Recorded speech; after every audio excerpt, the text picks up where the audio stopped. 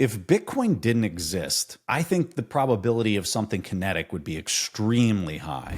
I mean, what is your take on what's happened so far with the rollout of tariffs and the revisiting of this topic? So tariffs are a function of the fundamental shift in the petrodollar system, like I talked about earlier. So when you are constantly exporting, when you're the global currency reserve of the world, right, the dollar, one of the consequences of this is that you have to run trade deficits. That comes inherently with it. So if you would rewind the tape, and let's say Europe was the one that was exporting euros all over the world, like the euro started back instead of the dollar and all that.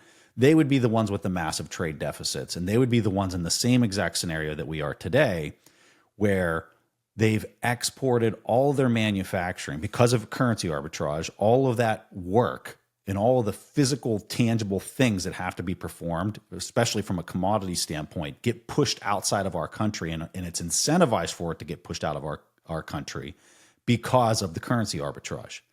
So now once that gets so extreme and that pendulum swings so far to one side, now you're at a situation where nobody in this country can do anything without the raw inputs to the things that they want to consume, right? Especially complex end items. You get into like a car or an aircraft or anything that's like really complex from an engineering standpoint that has all these different pieces and parts to it. All those pieces and parts are built everywhere but here. Then they're shipped here, and then they might be assembled here. But you probably have a midpoint end item that is then put into the complex end item, okay? The final sell-off. That all of these things are being assembled outside of the country and shipped here, and maybe the final touch is happening inside the U.S.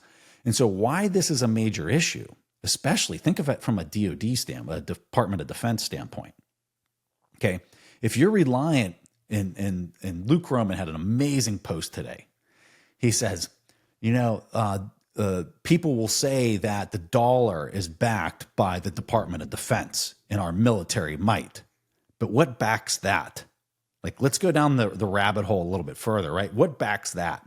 Well, the raw precious metals, oftentimes coming from China, are what back that, right? If you got an F-22 or you got some type of complex war machine that requires very special precious metals in order to keep them flying and keep them going, and those pieces and parts are coming from a country that doesn't like you or that you're trying to play hardball with, well, congratulations, you just found out that what you thought was your trump card is in fact just you lying to yourself. And I think that when we look at what our number one export has been, which is the dollar in the United States, that's just paper. That is just a paper promise. And people have completely lost sight of that. They think that it's military strength, or they think that that's might or that's strength.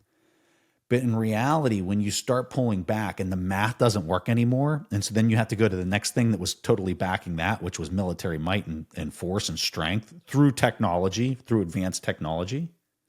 Well, what's backing the advanced technology? You just got to keep pulling it back. And what you find is what you think is your negotiation leverage is actually your weakness. And I think some people are getting this very confused right now. Now, do I understand why they're doing it? Of course I understand why they're doing it. In fact, if I'm sitting in the hot seat, I'm trying to do the same thing. And so what the question really comes down to is the method that's being used. Is it the right method or not to try to bring onshoring back in a way that doesn't disrupt into world chaos? And we can talk about that all day long. And the fact of the matter is you don't know the count. So let's talk that. What might work for one person, let's say Trump goes there with his strategy on tariffs, and let's say he gets his way because the Chinese had too much pain and they fold, right? Well, then you could make the argument that his approach was amazing. It was really good. But let's say the Chinese lean into it and they're saying, you don't have the cards, we have the cards. And they they cause total chaos. And he's caught in a situation where he was way too far over his ski tips with, the trade policies and all these tariffs. Well, then you could make the argument that the approach was really bad. But what's interesting is in this scenario, what we're really looking at is human psychology and people actually understanding the cards that they hold, their pain tolerance. Like there's a lot that goes into this, right? So I'm not going to sit here and say that what he's doing is good or bad. I'm just going to kind of lay out like it's a pretty complex thing that's taking place. It's very difficult. I think we can all agree that more of the same of where this was all trending to keep doing those types of policies and further trade deficits and further exporting through currency arbitrage of, we can't even do literally nothing because it's all been incentivized to be offshore is even worse. So, those are some of my thoughts, and it might sound like it's a pretty apolitical take, and I guess it is a little bit of an apolitical take, but I also think that there's a lot of nuance to this that's lost on people that aren't really fully grasping all the critical variables of it. Do you think that like we're in some broader currency war with China and we could head to sort of something kinetic, and all this is sort of hopefully negotiating our way away from that / on our path towards that if it fails? If Bitcoin didn't exist, I think the probability of something kinetic would be extremely high, because you have to come to terms on what's the new unit of account that everybody can agree is the unit of account. And if that is gold, which it most likely would be if we weren't in a Bitcoin world, then you have to come to agreements on how you're going to settle that.